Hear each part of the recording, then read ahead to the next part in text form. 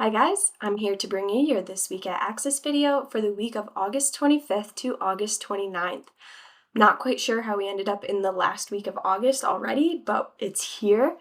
That means that September is coming very, very soon, which also means retesting our Axis Fitness test movements, so just keep that on your radar. But coming up this week, we are going to be hitting our strength movements for 5 sets of 3 reps, starting at 80% of our 3 rep max and building up to 95% of our 3 rep max. So that will be for our back squat, bench press, and deadlift. So on Monday, after we back squat, we are going to be doing an EMOM 12. Minute 1 will be 6 barbell front squats. These barbell front squats will be taken from the rig. And the RX weight for that is 135 for men, 95 for ladies. Minute 2 will be 30 double unders, and minute 3 will be a 30-second plank.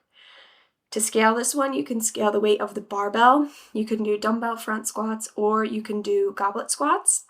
And for the double unders, you could do 90 single unders, or roughly 30 seconds of jumping rope if you're still working on your jump ropes.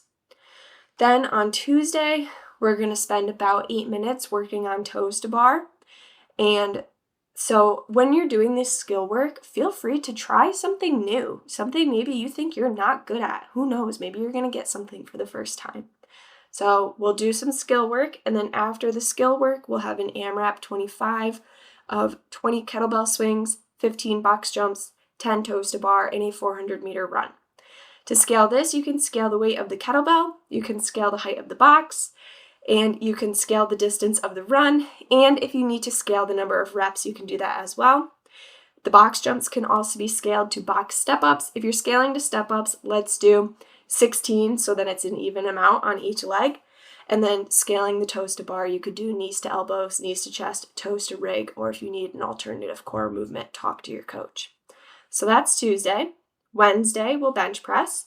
And then after bench press, we're going to do 5 rounds for quality. So this is not for time. This is for quality of 10 single arm dumbbell strict press, 10 alternating uneven push-ups, and 5 strict pull-ups. So the point of this is to try to master your points of performance for each of the movements. So for each of the movements, you should be selecting an option that is going to be appropriately challenging, but it is an option that you can perform well. So if maybe you can do a 30-pound dumbbell for strict press, but you know it's not going to look great, maybe you aren't going to keep your core tight, let's go down to 25 pounds and have perfect form. We're not rushing through the reps for this one.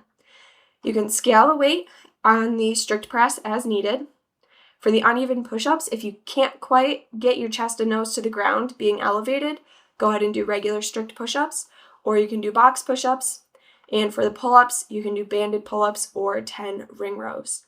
Again, this is not for time.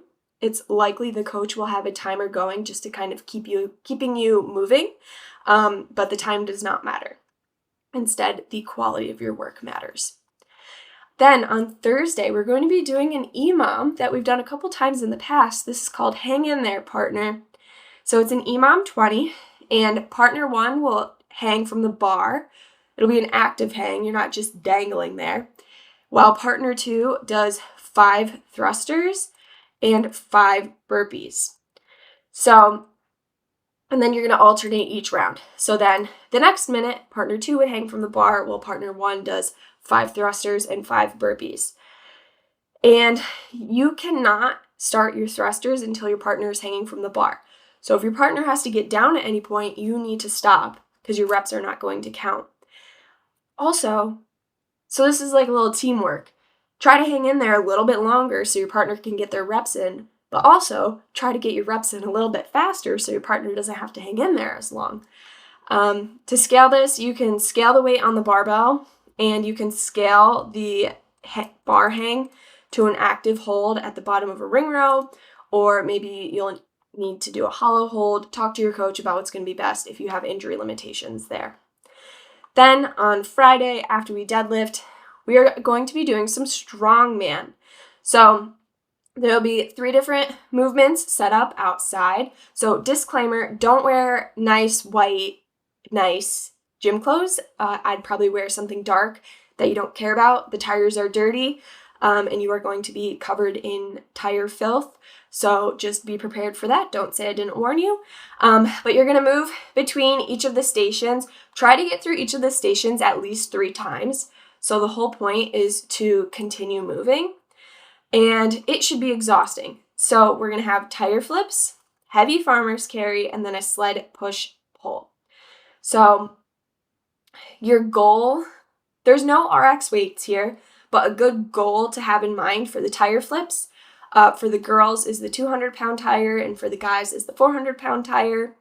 For the farmer's carry, for guys, a good goal is the 150-pound kettlebells, and for the ladies, the 97-pound kettlebells. And for the sled push pull, it's hard to say, but you want to choose something that is challenging. I will say for the farmer's carry, realistically, no one should be doing less than probably 53 pounds. These should be heavy, okay? You should be struggling to walk a little bit as you do them. But again, the key is to keep moving. So if there's a station open and there's equipment available, you should be there using it. But yeah, that's it. That's all I've got for the week. If you have any questions, email in to accessstrengthtraining@gmail.com. I hope you guys have a great week of training.